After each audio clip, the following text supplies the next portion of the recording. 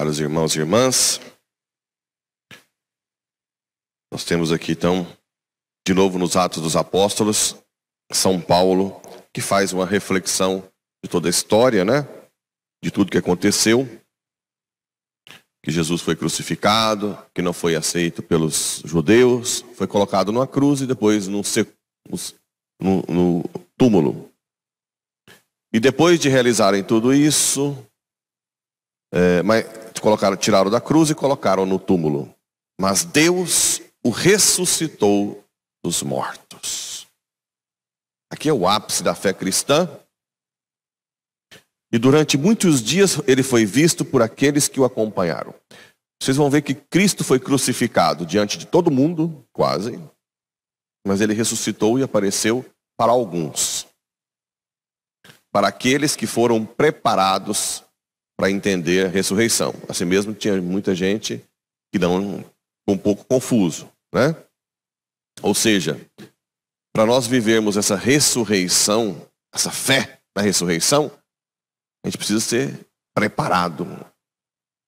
Preparado na formação, preparado na intimidade com Cristo, porque senão a gente vai ficar sempre em dúvida. É muito interessante ver alguns católicos falam brincando, mas eu sei que tem. Padre, se depois tiver vida mesmo, depois da morte? Se depois? Eu tenho mais certeza disso do que a minha própria vida atual. Mas por quê? Você tem que buscar o caminho. Depois nós vamos falar sobre isso. Por isso nós anunciamos este evangelho, que é promessa que Deus fez aos antepassados. A ressurreição é a prova de que aquilo que nós temos no coração, o desejo infinito de viver, o desejo infinito de amar e de ser amado, não é uma enganação, como dizia o filósofo, agora fugiu o nome dele, Schopenhauer. O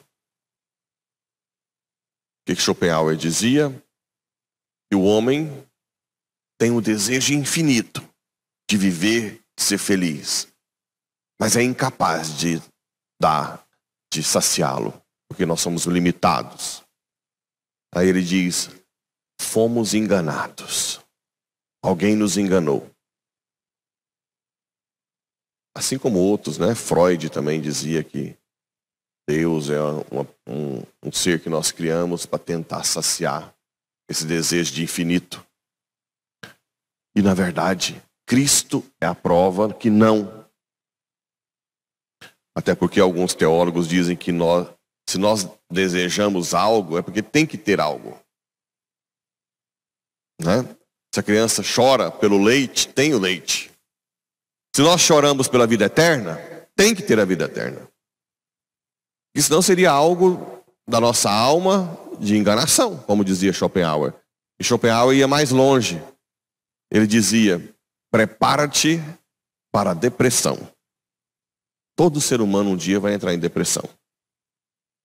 Porque você vai cada vez mais ter certeza que aquele desejo seu de infinito não vai ser saciado.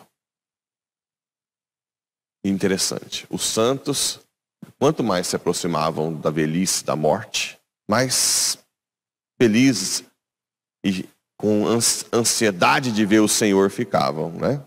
Olha como é contraditório.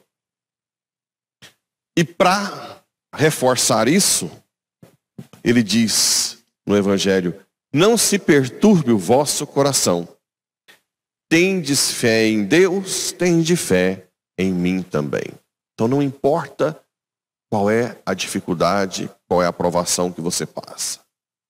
Tende fé em mim, diz ele. Não importa o que a gente passa. Não importa qual a dificuldade que a gente passa no dia a dia. Nós temos que ir para ele.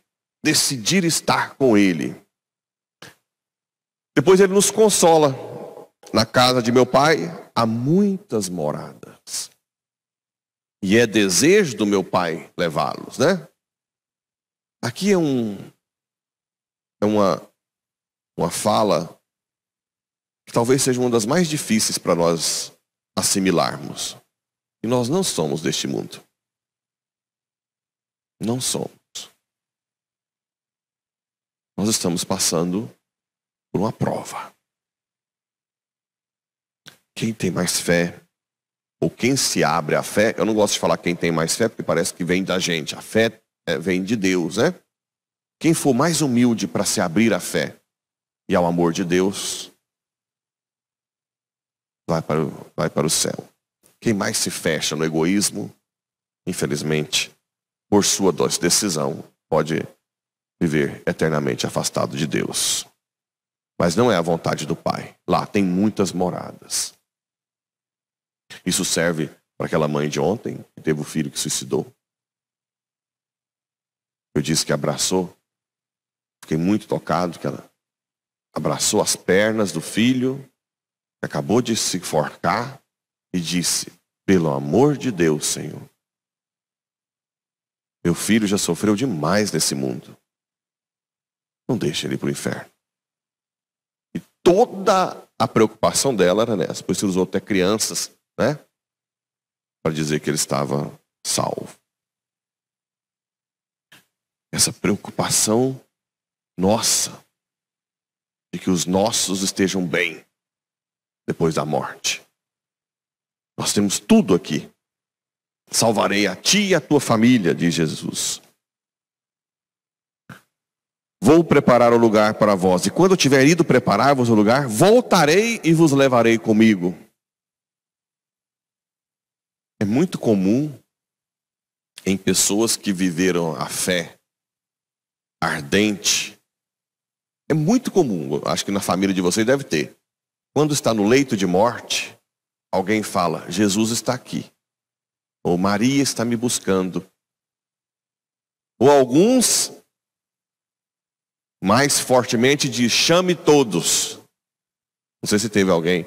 Chame todos, porque eu quero me despedir.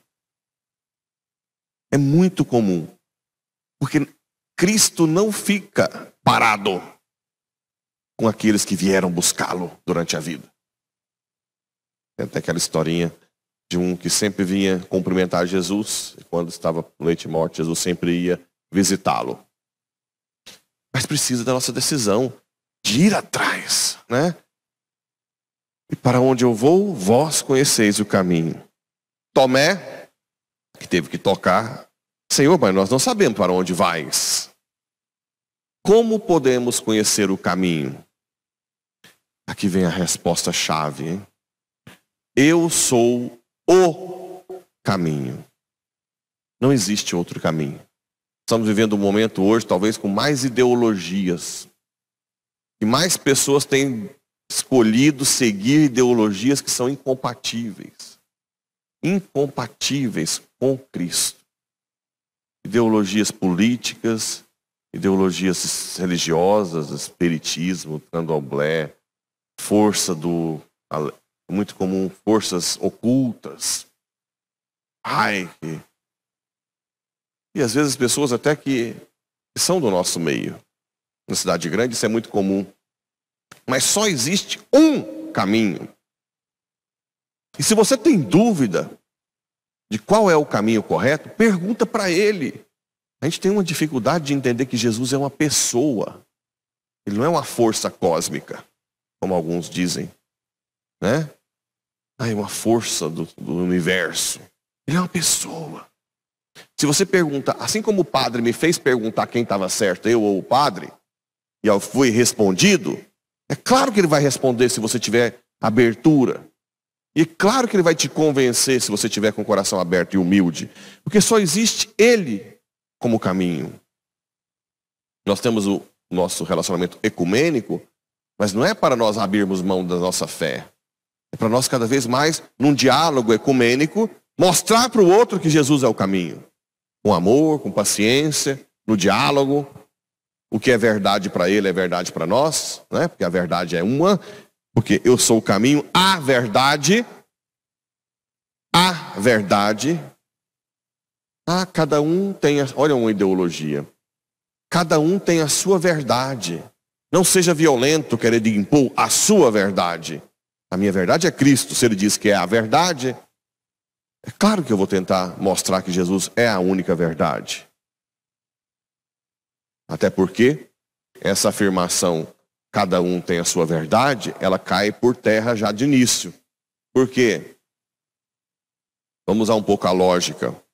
Se eu afirmo que cada um tem a sua verdade, essa afirmação, por que eu tenho que acreditar nela, se cada um tem a sua verdade? Você consegue entender isso? Por que essa afirmação é a única verdade que todo mundo tem que acreditar? Está vendo como é incoerente? Cada um tem a sua verdade. Por que eu tenho que acreditar nisso? Essa afirmação não. Essa todo mundo tem que acreditar.